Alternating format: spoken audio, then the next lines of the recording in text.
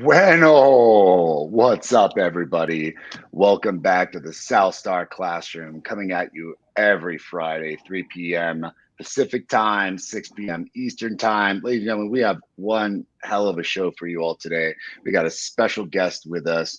And what I want to do right now is quickly check in with everybody, and then we're going to introduce our special guest. So we got the Beard of Knowledge with us today. David Castillo, how you doing, brother? I'm doing good. Happy to be here and excited to talk about this topic with our special guest, who will introduce herself here shortly. I wanted to two quick things before we hop off or hop onto the show. Mm. I was out for a little bit of outdoor activity today, and I passed by an elementary school, and the kids are out for like their second. They got like an afternoon recess, and it was just so nice walking by the school. This kid just had so much energy, and it's like looking in the yard. Then I just closed my eyes and I could just hear the children laughing, playing, talking, interacting, and it just reminded me of like, my years working in schools that had elementary grades, and how oftentimes we think of schools that need to be like quiet and calm and managed spaces versus healthy schools where children are happy and they're moving and they're making sounds and obviously being safe, but just the difference of a school where children are just kind of in their natural state and moving around and laughing, and you can hear the happiness, right? And so that was my daily reflection. I love And it. then number two, wanted to give a shout out to um, Dr. Cole, who's not here with us today, but definitely give a shout out. He's at the conference in Philadelphia, the BMEC Black Male Educators Conference, which is put on by the Center for Black Educator Development, Sharif El Mekki. And so I just wanted to give a shout out to Charles for being there, and all the good people that are in Philly at this really important conference. We stand in you in solidarity. So there you go. Indeed. See, I thought you were going to go in a different direction with the school thing. You're like, oh, I remember when I was a child and I had no responsibility and I play on that playground Oh, yeah, and that I too. sold Snickers to make ends meet, which is something that clearly I was doing. So I don't know why I just integrated my thing with your thing, but You did, maybe yeah. because I was caught up in that fantasy of yours. Ladies and gentlemen, we got an incredible guest with us. You have no idea. A master of the work. She has done everything from teaching to administration to high level consulting. This woman is brilliant. Y'all, I mean, we missed Dr. Charles Cole, and shout out to Dr. Charles Cole, but boy, oh boy, he missed one heck of a show. Ladies and gentlemen, we want to introduce you to Miss Jubilee Ransom. Jubilee, how you doing? Tell us what's going on with you, and then we'd love to hear a little bit about you. What's up, Jubilee? Listen, first of all, I am so excited to be here. Like this is like my kind of thing. Just sitting here on a Friday evening, just chopping it up about the things that are nearest and Mm-hmm. dearest to our hearts. So yeah, I'm here. I got on my Brooklyn shirt. You know what I mean? Because this is Brooklyn, what's up? Brooklyn in the house or the his house. Mm-hmm. And recently relocated to Maryland, so I'm still getting my feet steady out here. But yes, as you said, I'm all those things, and I am really connected to the heart of the work. I am connected to human centered practice. And just really making sure that the decisions that we are making on behalf of children really include their voice and what they need, right? And what families think they need, and that all of the stakeholders that experience the process have a voice in the process. And that's how I can kind of say like what my deepest like concern is, that I want to make sure that as we continue to move forward in this sector, that becomes more and more the way that we do things. We make sure that we are keeping the heart first and making sure that those that are impacted by the work have a voice in the decision making. Well, that's a heck of a segue introduction into our show today, which is going to be about social emotional learning. But before we Yep. dive into our topic, which is SEL, what is it? How does it look like, and how has it been a bit confused with other monikers lately?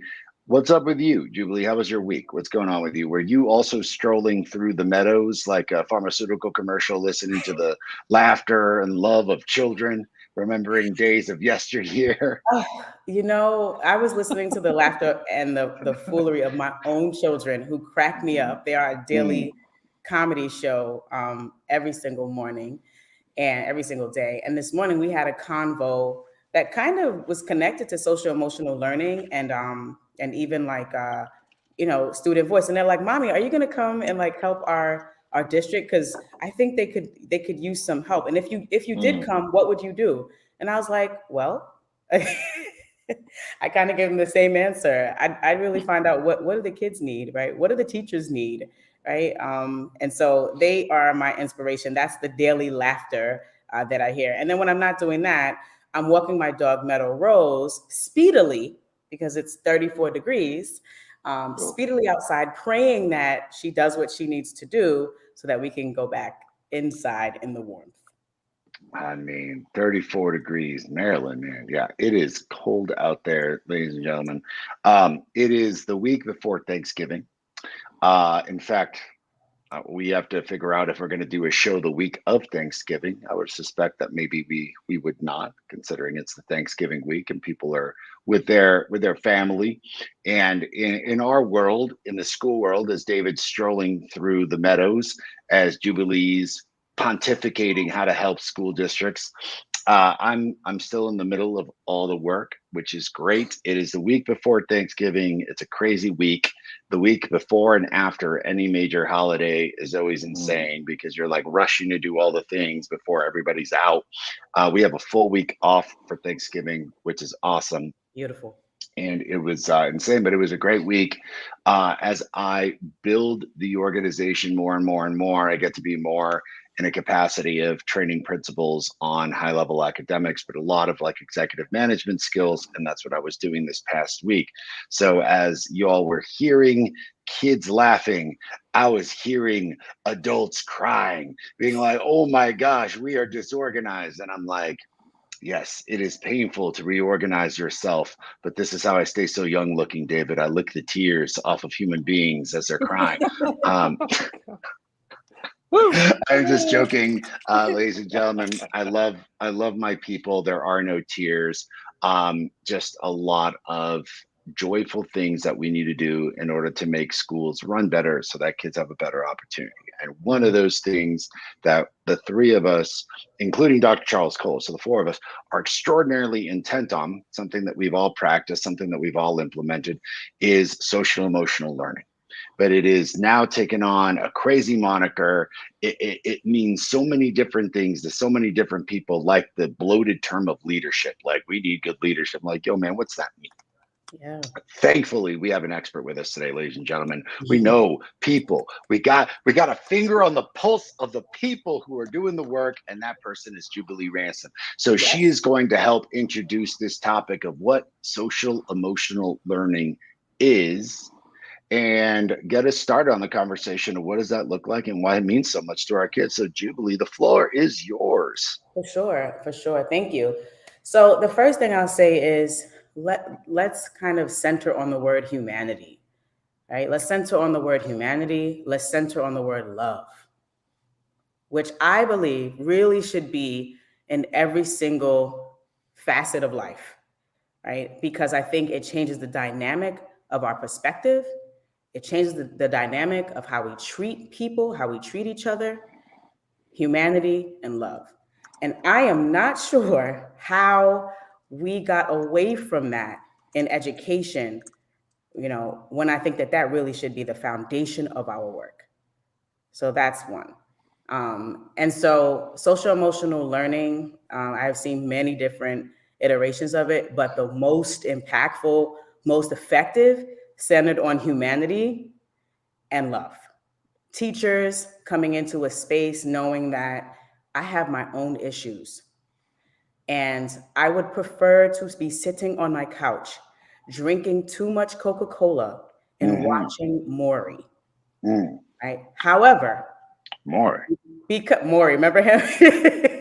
Mm. but Oh, no. but I have committed to this profession which is not like any other profession, right? Because we hold so much in our hands. We hold the future of these children in our hands in terms of our influence on them, that I don't want to fumble the ball. So I'm going to come in, I'm going to, shake it off like I used to tell my scholars to do.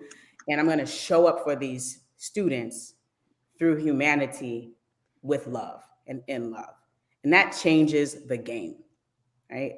I have seen students who didn't want to step foot in a school building, whether they experienced traumatic things at home or whether school just wasn't working for them, they just felt like a failure or inadequate. But this child or these children started to love coming to school, not because they loved the content area, but because they were connected to an educator who centered on humanity and love.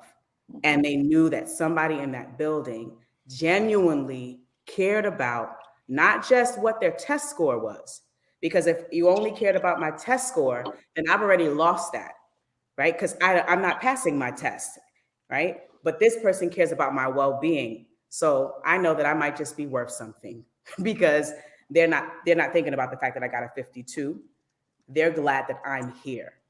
They smile when I come through that school door. And that makes the difference. And to me, that's the foundation of SEL, humanity and love, and really exhibiting that in interactions with children on a daily basis. So if the foundation of SEL is rooted in humanity and love, what is it? Can you give us kind of the bumper sticker definition of what is this, so our audience can walk away and be like, I've got a working definition of what social emotional learning is? Sure. I would describe it as helping children navigate through their emotions. I didn't want to say control emotions. I think there are some emotions that you probably need to be able to control, right? But I think teaching children and young people how to navigate their emotions, whatever they may be, anger, resentment, jealousy, they all can come up in a school context. But helping students work through and manage their emotions, learn to empathize with others, set goals, right? Become persistent, learn how to persevere, right? And think creatively, right? In an environment where you feel free, where you feel love, that someone is pouring into you and embracing you, you are more free to flow and be yourself. And if you're able to flow and be yourself, you most likely are going to show up well academically and in life.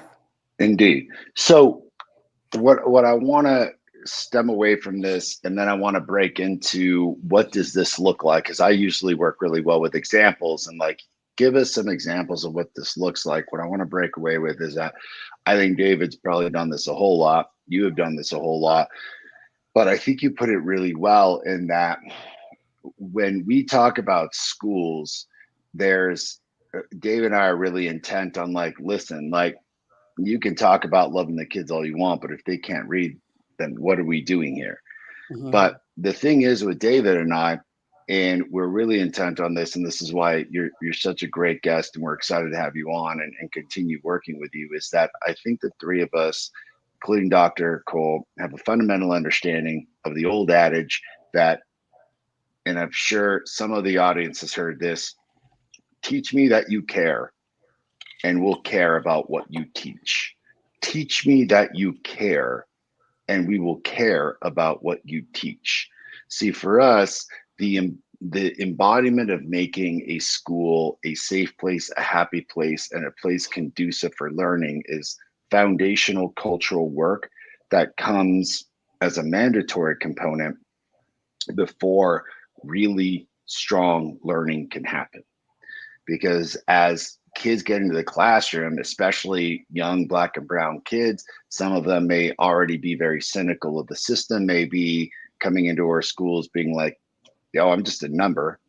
And when they realize that there's a group of adults that care deeply about their lives and not just their test scores and about how they're doing and help them navigate their emotions, that relationship and bond means so much because they not only feel safe, their learning not only progresses better, but then it becomes a situation where like kids don't want to disappoint their teachers and strive to do work significantly harder because they've developed very healthy relationships with their teachers and administrators.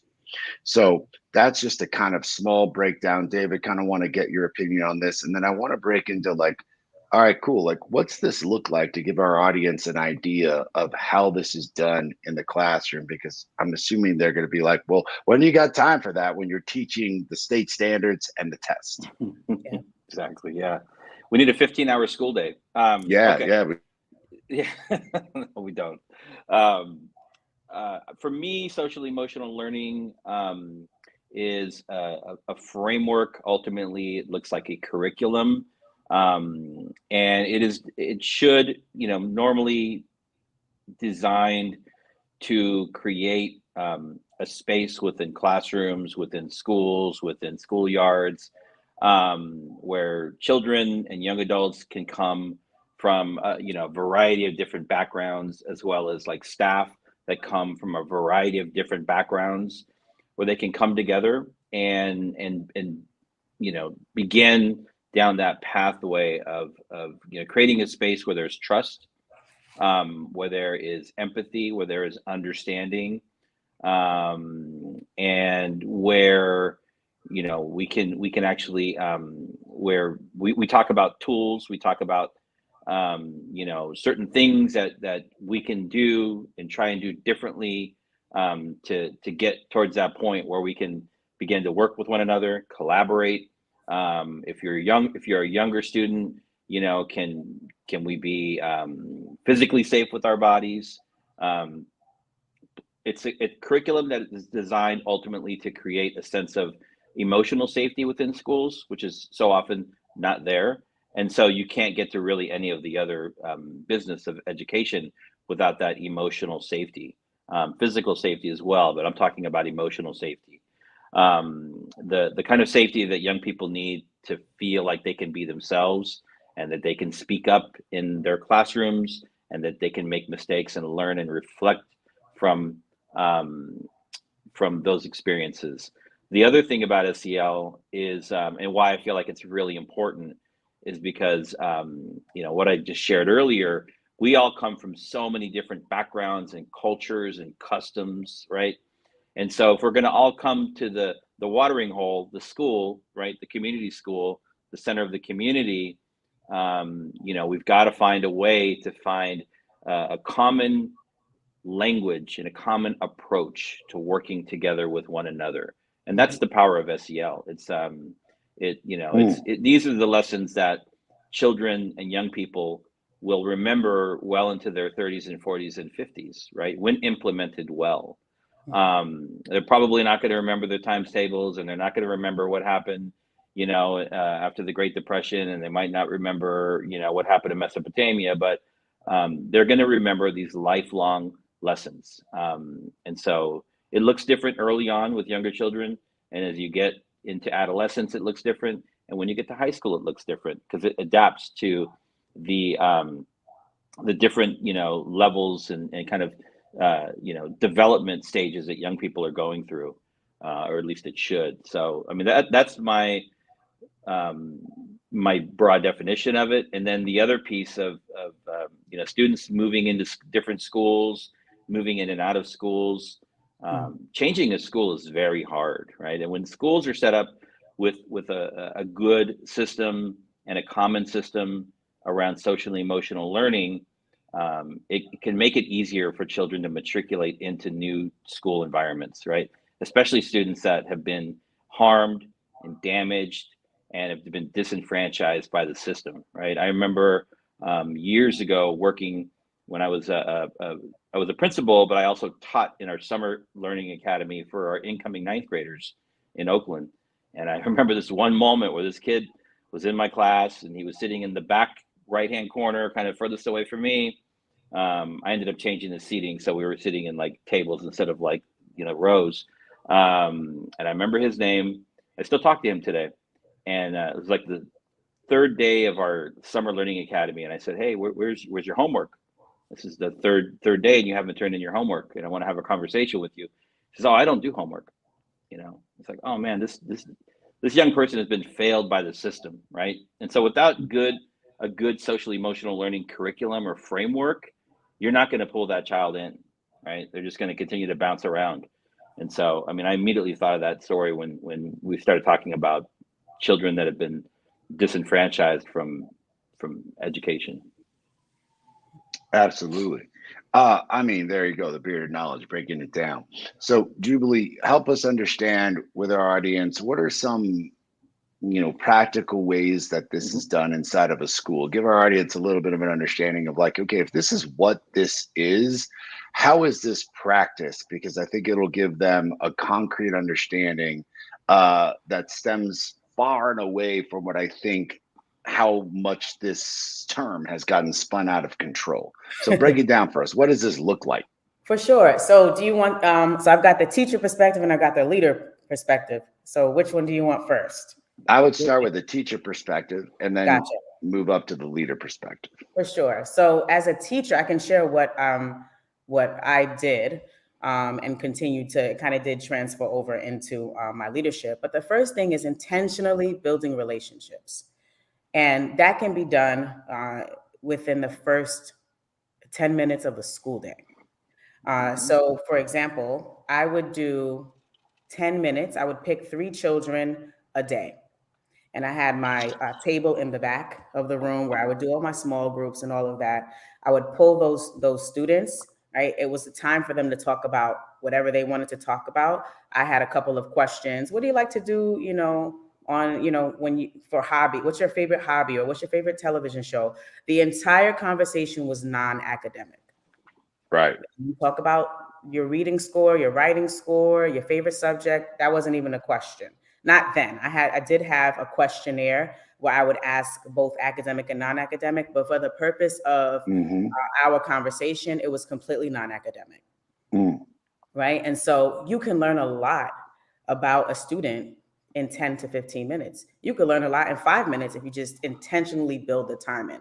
And so that was something that I would do on a daily basis, or if time got tight, on a weekly basis. But I would intentionally sit down at the back table to talk to them. And then I would take that information and figure out how I could incorporate it either in the math problems I created, or, in an example that I would give in the classroom, or a way to shout that student out, or a way to, call that student an expert in something. Oh, you like soccer? Well, she likes soccer. Maybe you guys can pair up and talk about soccer, or whatever the case may be, right? Just to make sure that humanity piece was always there. Like, I see you as a whole person that has a life outside of school.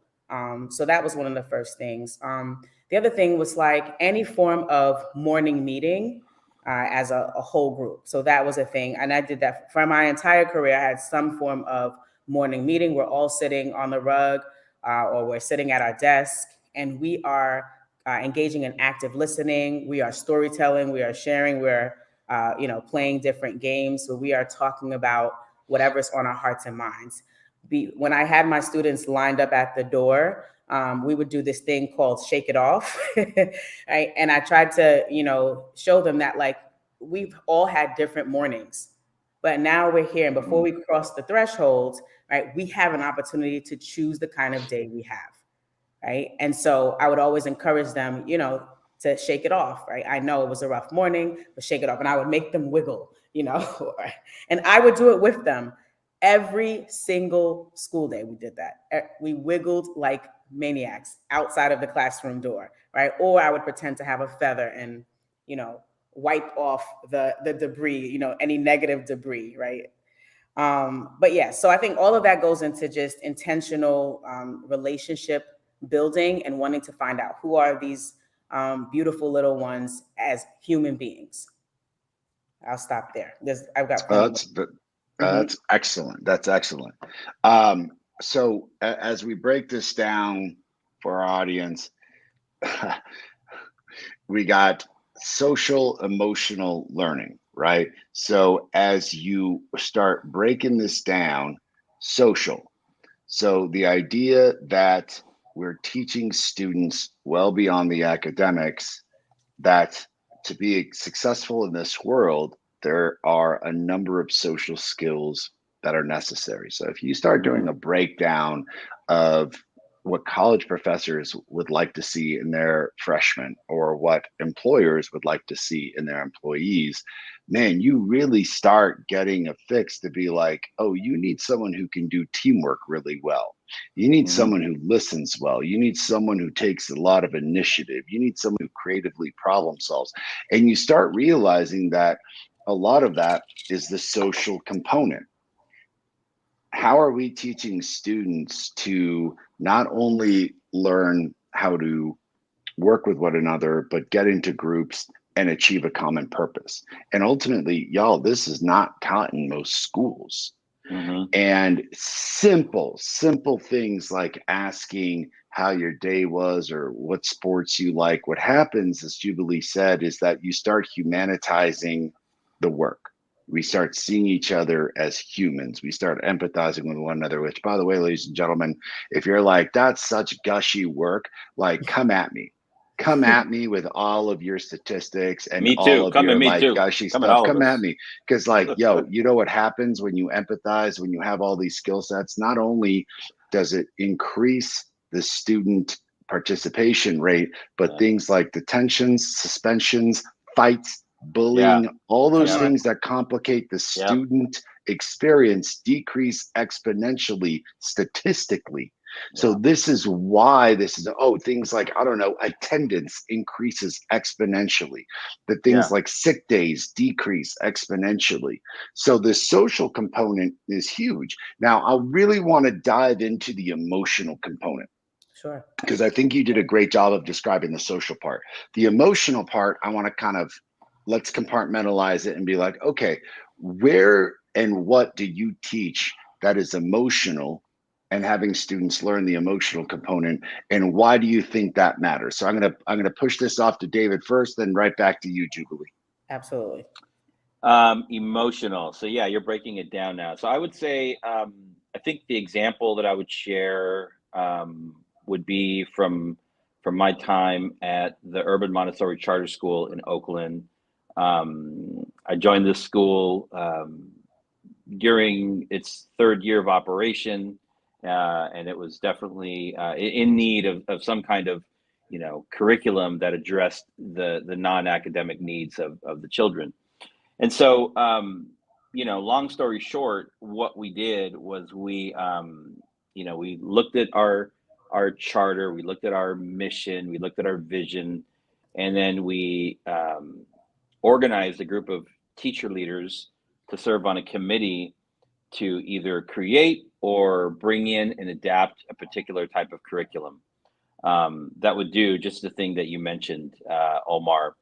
And so we were like, are we going to build something from the ground up, or are we going to not reinvent the wheel? And so we ended up finding, an out-of-the-box curriculum, which anybody can do. It's there. You just have to pay for it. But then you have to implement it. You have to plan your implementation. You have to provide resources in the form of communication to the community, resources in the form of time for professional learning. And it was a commitment, all top to bottom, left to right of the organization. And so what it ended up looking like in terms of the emotional side for young children were a set of tools, very basic set of tools. And each tool came with particular lessons that were scaffolded, meaning like there was a TK, there was a kindergarten, first grade, second grade, all the way up to eighth grade, different lessons that kind of, got a little bit deeper the older we got. And there were tools. We were teaching children and as adults, we were learning how to utilize particular tools that would help us to manage our emotions throughout the school day and beyond the school day. And so, some examples of the tools would be a breathing tool. I have a breathing tool. I know how to use it. I can keep myself calm and check in with myself. We have a listening tool. Am I listening with my ears, my heart, and my eyes, right? I won't name all of them. We had a garbage can tool. Somebody said something that really bothered me. And so is it that big of a deal that I need to address it?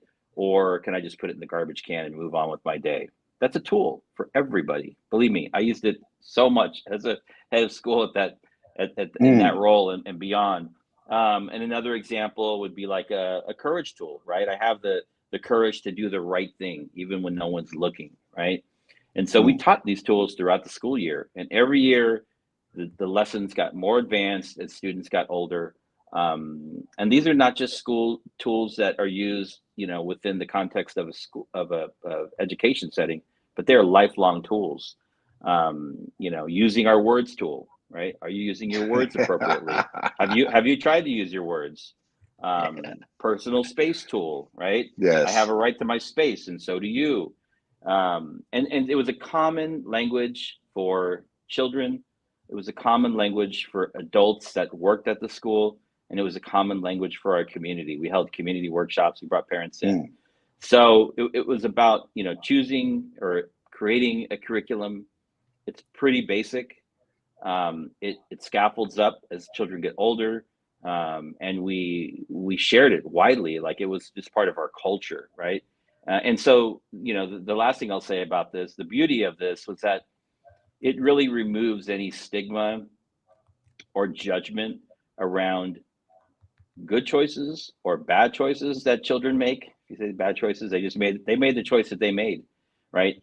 Within that, then you can go in and have them reflect on what happened, what did you learn, and if you had to go through this thing again, what would you do differently utilizing these particular tools?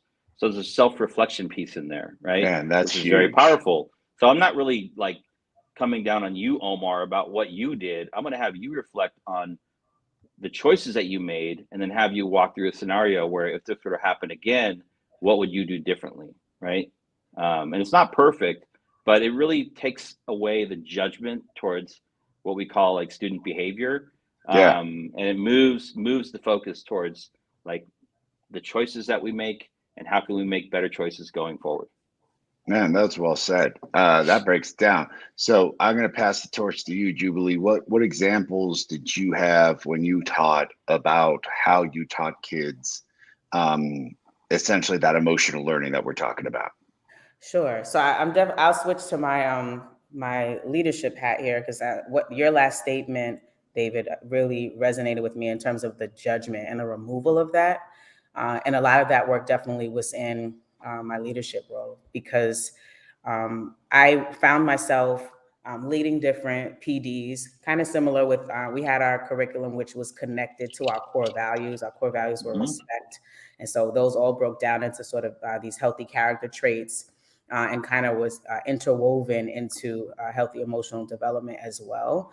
But I had to really have conversations with our teachers about the fact that students and children have the same emotions that we have as adults. Bling! Hello, somebody. And that was something that I had to What? Teachers are people? Right? What? Teachers are people, students are people, right? Like that, there's this parallel. And so we look at the child and we're like, oh my God, they're tantruming. Oh no, sensory overload again. Johnny's kicking the garbage can. And what I started to realize is that I needed to name for teachers that when we are seeing these behaviors play out, right, it means that Johnny probably needs language. Right. He needs language to describe his feelings, right? And that will help us understand why he's kicking the garbage can.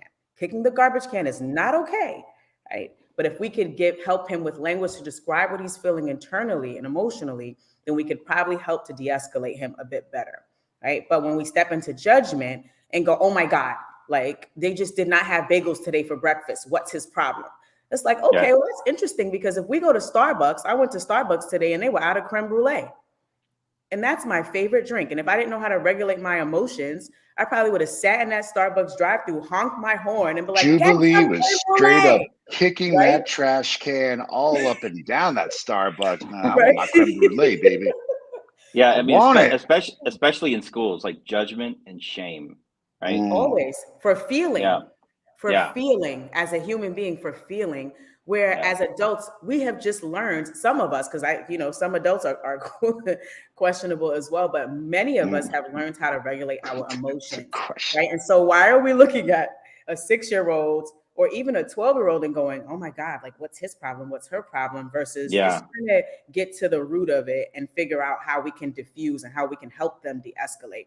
And I think that goes back to what I was saying earlier in my intro about student voice, right? So to give you something concrete, right? One, there are certain things that we take for granted that we just need to name as leaders as it relates to this emotional piece. First of all, let's normalize feelings for everybody.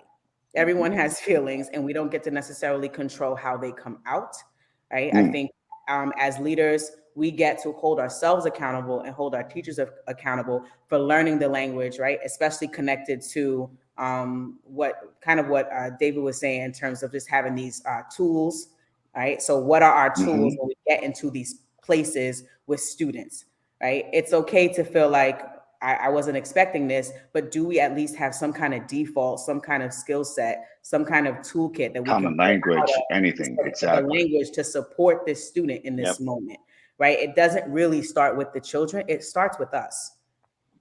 And then, like I said, to not ostracize, right? Take the judgment away. That is a step, right? Try first up to have us as adults stand in empathy as we are looking at whatever this student is experiencing, right? And then pull out those tools. The feelings chart, that's kind of something that we had in our classroom, right? Because it helped to develop that language we were talking about. Because we had students that would be like, I'm mad. It's like, okay, right? Like, are you mad or are you disappointed? Are you disappointed or are you angry? Look at this chart. Look at which word and which emoji. The chart of words. I love it. Right? Like which word and which emoji matches how you feel on the inside. Right? And then they would be able to give that back. And now we can have a conversation about how did we get there? Well, you didn't call on me. You know, you didn't call on me. And I was mad because you always call on him, but you don't call on me, right? But again, it's a conversation, right? It's not the easiest, right? But it is something that empowers the student to give language, and it turns into a helpful conversation versus just a child that is, acting out. And then lastly, I'd say using a tool to take the temperature. So it's like, what emotion are you feeling and how much of that are you feeling? Right? Because then we can give the student the choice to say, I am angry and I'm so angry that all I can do right now is kick the garbage can, right? Or the student could say, I don't need to kick this garbage can anymore. And of course, the student isn't saying this, right? I like to personify these experiences, right? But the student may say, I just need 10 minutes. Yeah. Right. So you can now, as the educator, as the leader, as the teacher, say, okay, and I used to say this to my students all the time. How much time do you need? Do you need 10 minutes, 5 minutes, 1 minute? And I would give them choice to say how long they would need to de-escalate, to calm themselves down so that they can have a conversation. That is well said.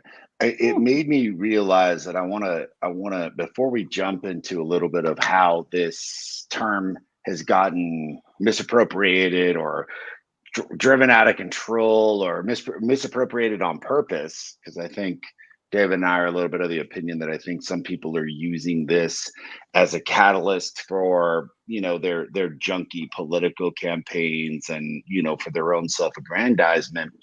I think one of the things that I want to stem back into is that our audience may be wondering, okay, so Omar, this is healthy, this is good, but why? Like, hey, I learned most of this stuff at home.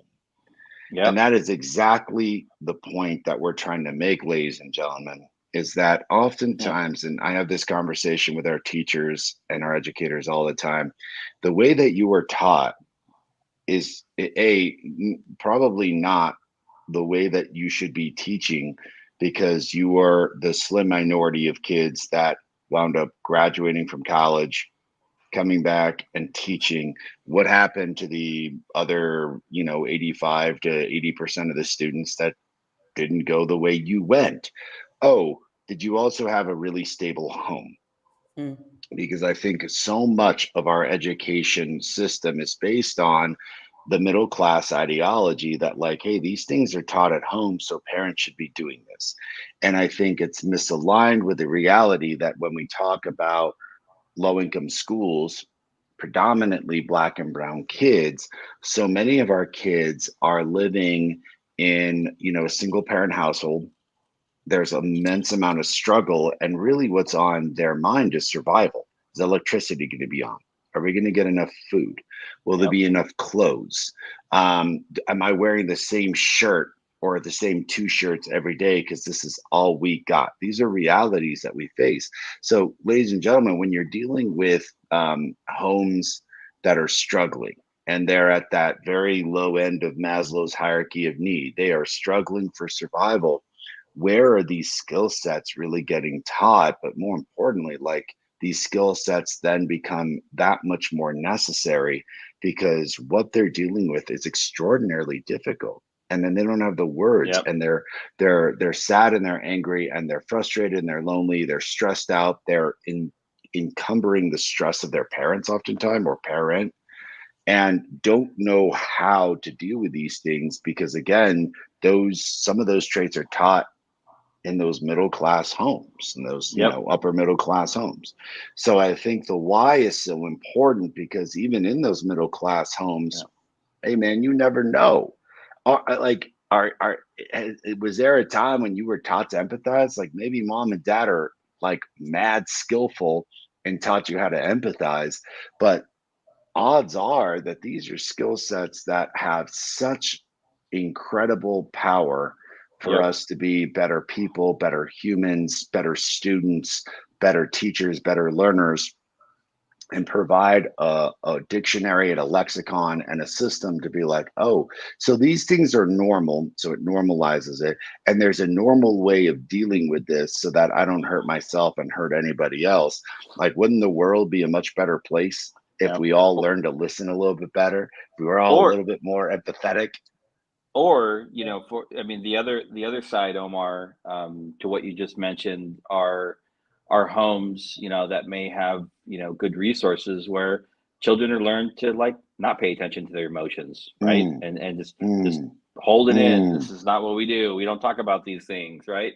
And that's just as Yeah. harmful, right? And so everybody can benefit from these types of curriculum frameworks. I was listening to the radio the other day. Maybe this is what got me on this SEL thing, but last week there was a story on NPR, and this is nothing new, but as we are slowly emerging from the pandemic, we're talking about, like, the SEL matters now more than ever, right? With all the things that young people have experienced that we can't even imagine, and still trying to maintain and go to school every day and do their academic work and just kind of hold it all together. Especially for our youngest children that miss that really important, like, socialization period. Um, a program out of the University of Connecticut, um, and it is a curriculum that this group organized. They met with psychologists and people that really understand child development and the way the brain works and cognitive behavioral therapy. And it's called Feel Your Best Self. It's not a commercial for them. I'm just saying it's a group that has emerged. They've created a curriculum that's really easy for teachers to use. It's based on a series of videos, so teacher can put a video on it, walk away. But the cool thing is again, it's grade level based. They're teaching, different types of skills, pushing the clouds, where children are encouraged to visualize their sad, heavy feelings as dark storm clouds and imagine pushing them away, right? Or shaking out the yuck, which Jubilee talked about earlier in different language, right? How can you get rid of those, like, bad feelings physically or by screaming or whatever? And it's a really cool, like, curriculum. It's low cost, and it's research based, and they use puppets. Mm. So it's not an adult talking to you; it's a puppet. And the curriculum that we used at Urban Montessori also came with puppet. Imagine, like, we had to provide professional development time for teachers to practice utilizing the puppets so they could do the lessons in their classrooms using puppets, right? And we created time for that. We're like, if you're really uncomfortable doing it, you don't have to, but there's something about very young children and puppets where they see that and they just connect to it. I think it feels safer for a lot of young children. And so it was just an example that I thought of a group that's actually, trying to do something as we're emerging from the pandemic, something that's easy for teachers to use. We're not trying to make work more complicated for teachers, trying to make it easier. And there's some good curriculum out there. So look it up. I put it in the private chat, but yeah, it's called Feel Your Best Self, and it's Man, that's awesome. kind of, it got me thinking. I love it. Listen, like, I don't know how you feel. Like, I love the Muppets. I still love puppets. My favorite Yeah. Twitter person that I'm following is Cookie Monster. That's my favorite person on Twitter, and it's the person that makes the most sense on Twitter, Yeah. time and time again. So, like, we're already 45 minutes in. I kind of want to like close the show out with, how do you think that, like, I don't know, it's undeniable what we talked about today. Like, this all seems very logical to me. Like, if we navigate social learning and emotional learning, we turn out to be better students, better humans. It makes for a better world.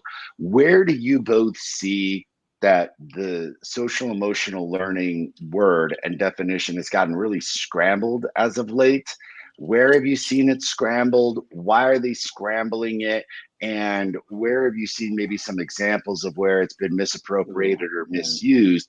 Because I do want to end our show on like, yo, listen, like, this is how it's getting scrambled out there. Come back right here to the center where we started the show, because we don't want these folks scrambling this up so much that it starts convincing everybody that we don't need it when we need it more and more and more today. So Jubilee, maybe I put it on you. Where have you seen this scrambled as of late? And I know that there was a good article about it recently. For sure.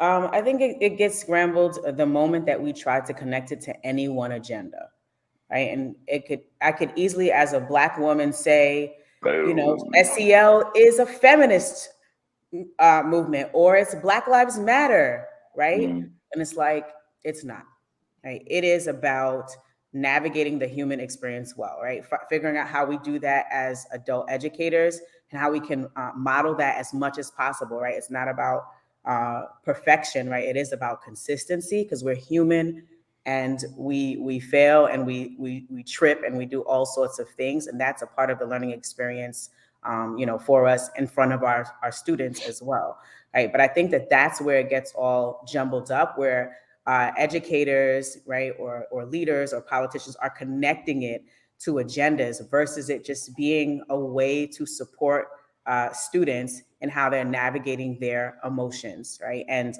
developing healthy social habits. And I think also it gets jumbled up in the rollout, right? This is anybody who loves and knows me and has ever had a conversation with me as it relates to education. I was telling actually David before we came on that I always think about how we rolled out Common Core, right? As like can we never do that again? And here we are, 58 initiatives later with that same approach, which is do it fast, do it now. Yeah. And I would say, right, to whoever, all of the policymakers, the decision makers, right, my fellow colleagues, like, slow down. One of my old colleagues who's dear to my heart would say, go slow to go fast. You're putting too much on teachers if you're expecting them to come back into the classroom after being out for however long they were out because of the pandemic with a host of new issues, right, on top of the old issues that already existed pre-COVID, and then asking them to do SEL, which they may or may not have ever heard of or ever engaged in, and then asking them to integrate it into every single subject area. What are we saying? Is that really realistic? Right? And so all you get is more frustration, right? More teachers feeling like, I cannot do this. The number for the Great Resignation goes up. The students that used to have a good teacher don't anymore because they resigned and they moved on with life because they just couldn't take the pressure, right? And one of the things I'm like committed to is like, how do we remove that pressure? Teaching is hard enough. Leading schools is hard enough. How do we remove that pressure and just give one next step that if you really implement this one next step that is well-informed with the data points that include the voices of those that are going to be connected to whatever this next step is, Like, how do we make sure that that is what's going to be implemented, and that it's going to be able to be done consistently? Like, how do we do that? We can just simply say, okay, there is a curriculum. We're going to roll out this part, or we are just looking for this one next step for relationship building every single day in the classroom for the first 15 minutes. We would like to see morning meetings consistently. How about this? How about this? My sons and I told you in the beginning, we relocated to Maryland in April. And my son came home probably in June. It was like, Mommy, I stepped in front of the classroom. Actually, no, September. How about that? And it's a teacher that he knew from before. He stepped in front of the classroom door, and the teacher looked at him and said, "What are you doing here, young man?" Damn.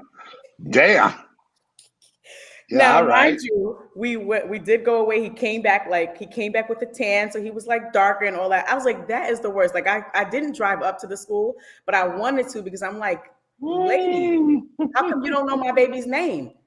Can we start there? As principal, I knew all my students' names. As teachers, I knew my students' names and students in other classrooms' names, right? Like, simple things that we've just kind of overlooked, got on this treadmill and started running on incline 10 and the speed of 10.2 to implement fast and now, versus looking at the simple things that we can implement, right, on a daily basis in our schools, that lets children know, hey, we care about you here, we believe in you here, and we're going to slowly but surely teach you the skill sets that you need, or add to the skill sets, because they also do come with a skill set sometimes, or many times, right, that you're going to need to be successful, not just in school, but in life. Damn, that was well said. I mean, that's a tough act to follow, my man. Tough act to follow. So just to repeat the question, where is this getting scrambled, David? How are people misappropriating it, and how do we come back to center? Yeah, I mean, I think I don't really have anything to add on how it's getting, what it's turning into now. I think it's, we've seen the headlines, and we've seen, how it's been kind of weaponized. But social emotional learning has been around for a long time, right? I mean, as long as Sesame Street's been around, it's social emotional learning. And so what I want to focus on is, like, this piece that Jubilee mentioned about, especially like pre-pandemic, like if your school, if your network, if your district wasn't, didn't have these like pieces in place, and built into your culture, coming out and emerging from this pandemic, socially emotional learning is, so much more important now. And I think people could probably feel a desire or pressure to like implement it, but it's hard, because it is like anything else. It is when you do it well in every classroom, in every school in your district or in your network, it is like any other curriculum implementation. And that is a challenging thing. It's a mindset shift. It's a heart set shift, as we're talking about learning loss. So I could see, like, as an educator, how it would feel completely overwhelming. However, I do think that doesn't mean we don't do it. I think it means if you haven't been doing it, then you do focus on the basics. I love the idea of, like, let's focus on one thing for this year. What are we going to do? Let's try and do it as consistently across the board in every classroom, so every student has access to these types of learning and growing opportunities.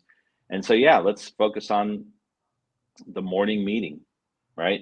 Let's focus on creating a space where children come into the school and maybe they get to meet with their advisory group first, or their whatever they call them. And there's a check-in, there's an emotional check-in, so students can kind of acclimate and kind of get their legs underneath them before they jump into their day. That's a pretty, I mean, it's a simple thing in my mind. For districts, it might be a hard thing, but these things really matter. And I know it's harder to do the bigger our systems are. The smaller charter networks and the smaller districts can probably implement better and quicker and are more nimble. But I agree. I mean, it's a balance of, like, wish you could do more, but we can only do so much. So focus on a couple of core basic things. But it doesn't mean you don't do it because it's hard. we have to figure out a way to do it. Different practical steps, and I mean, all of it is pushing and should be pushing our schools to and our teachers to better recognize the humanity in the children that we serve, right? And for our leaders to recognize the humanity of the teachers that they support and supervise and manage, right? We're all human beings. So essentially at the end of the day, when you look at schools, making them more, humanity based, empathy based organizations. Not to say that at the end of the day, it's not about academics, but you have to create those conditions first.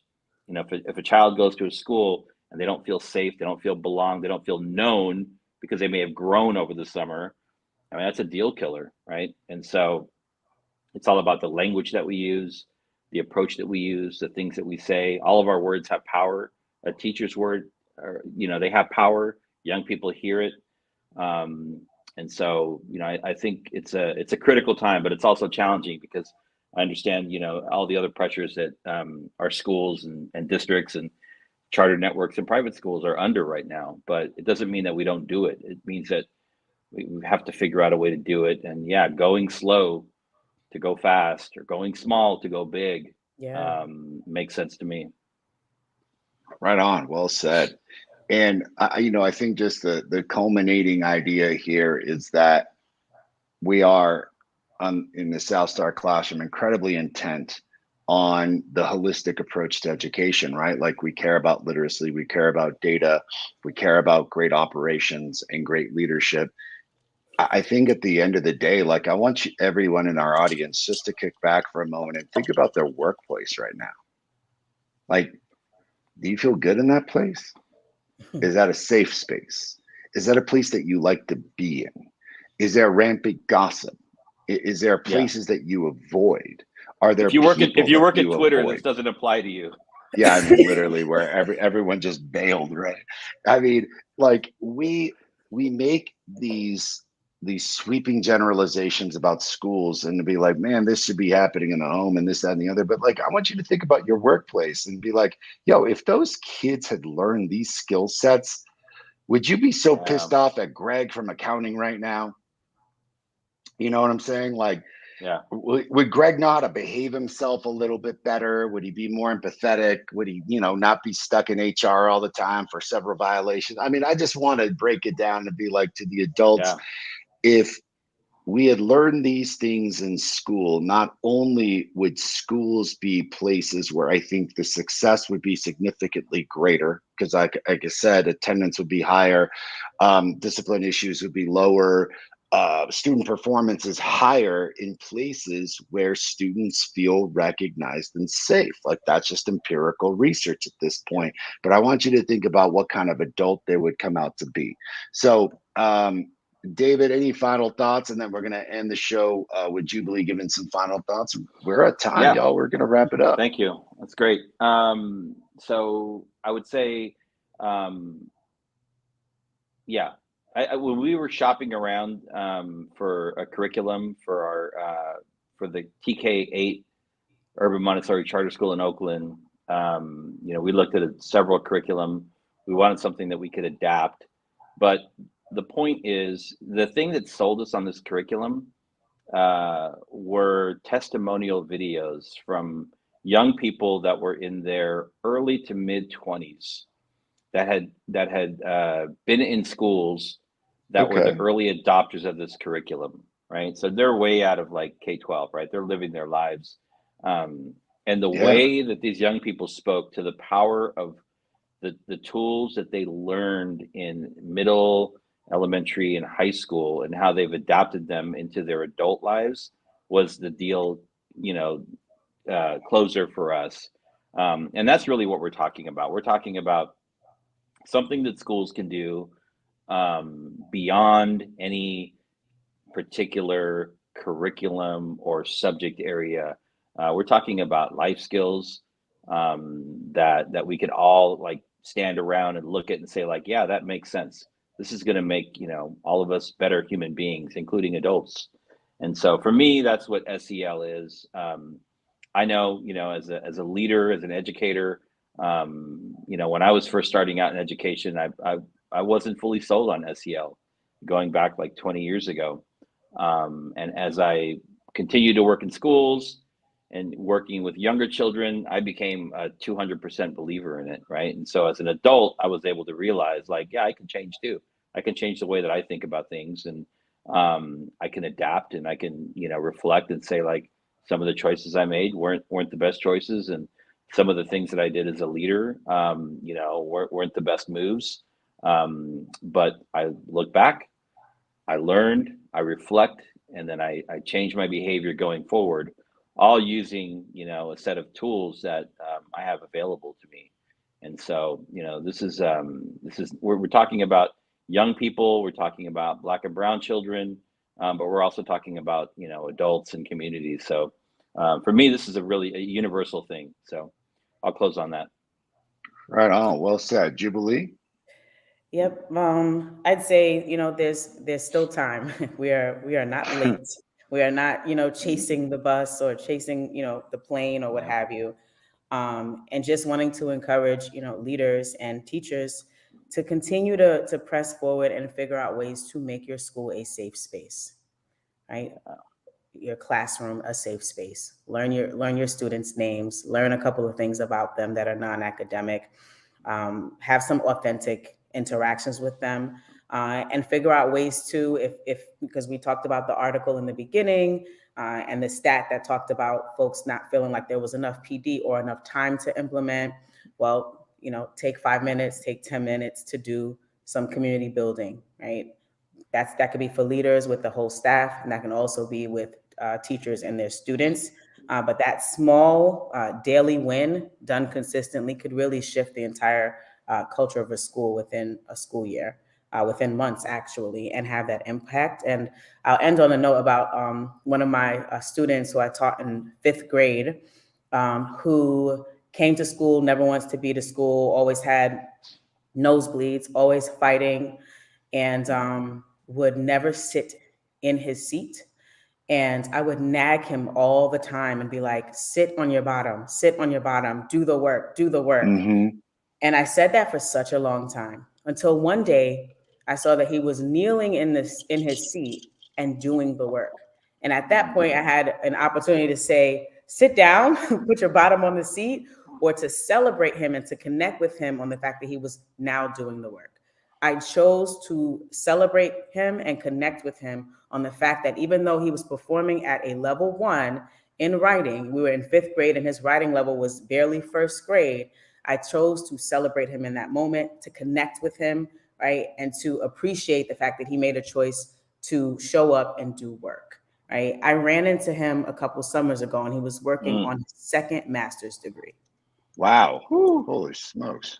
Right? Look And at he is that. from the community that I was born and raised in, which is one of the lowest income neighborhoods in Brooklyn, New York.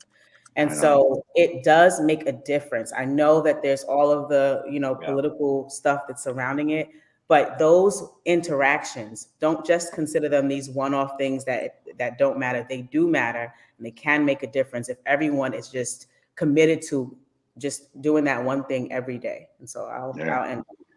That's a beautiful thing to end on, man. What a very substantive show.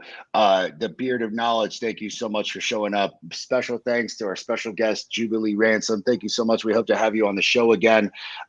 Missing Doc, we'll see Doc hopefully next week. We'll have to talk about whether we're going to be on next week. But ladies and gentlemen, you can always catch us on Facebook, YouTube, 3 p.m. Pacific time, 6 p.m. Eastern time, same bad time, same bad channel. Ladies and gentlemen, on behalf of Dr. Charles Cole, Jubilee Ransom, and the Beard of Knowledge, David Castillo, have an amazing week. Take care, everybody. Peace.